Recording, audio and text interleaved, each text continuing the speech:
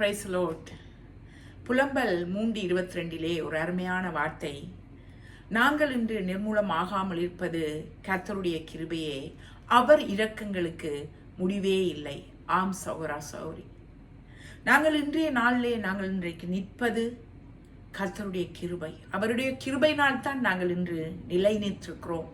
எத்தனையோ ஜனங்கள் எங்களோடு வாழ்க்கையை தொடங்கினவர்கள் முடிக்கவில்லை, வருஷத்தை தொடங்கினவர்கள் முடிக்கவில்லை. ஆனால் நாங்கள் இன்றைய நாளில் நிலை நிற்கிறோம் என்றால் அது கர்த்தருடைய கிருபை மட்டுமே.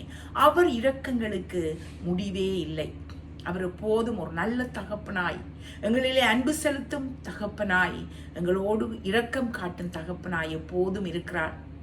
இளையகுமாரன் வழிதப்பி போன போது கூட தகப்பன் அவனை ரிஜெக்ட் பண்ணாதபடி அவன் தன் சமூகத்துக்கு திரும்பி வரும் வரைக்கும் அந்த தகப்பன் காத்திருந்தார். அதே போல்தான் எங்கள் தகப்பனும். நாங்கள் சில வேளைகளிலே உலக பாடுகள், உலக சிற்றின்பங்கள் எங்களை கர்த்தரை விட்டு வெளியில் கொண்டு போகலாம், கர்த்தரை விட்டு தூரமாக எங்களை துரத்தி விடலாம். ஆனாலும் கர்த்தர் அவரின் இரக்கங்களுக்கு முடிவே இல்லை. அவர் எங்களுக்காக காத்திருக்கிறார். மனுஷர்கள் எங்களை ரிஜெக்ட் பண்ணலாம். மனுஷர்கள் நாங்கள் செய்யும் ஒரு ஆக்ஷனுக்கும், நாங்கள் போடும் ஒவ்வொரு காரியங்களுக்கும் அவர்கள் குற்றம் சாட்டி எங்களை தங்கள் சமூகத்தை விட்டு ரிஜெக்ட் பண்ணி நாங்கள் தகுதி இல்லாதவர்கள், எங்களுக்கு எந்த விதமான தகுதியும் அதை செய்வதற்கு இல்லை, அல்லது அவர்களின் சமூகத்தில் நாங்கள் நிற்பதற்கு எந்த தகுதியும் இல்லை என்று எங்களை தள்ளி வைக்கலாம், அல்லது அவர்களின் வார்த்தைகள் மூலமாக எங்களை காயப்படுத்தலாம். ஆனால் கர்த்தர் எங்கள் தெய்வம் அப்படியானவர் அல்ல. அவரின் இரக்கங்களுக்கு முடிவே இல்லை. அவர் மகா இரக்கம் உள்ள தெய்வம்.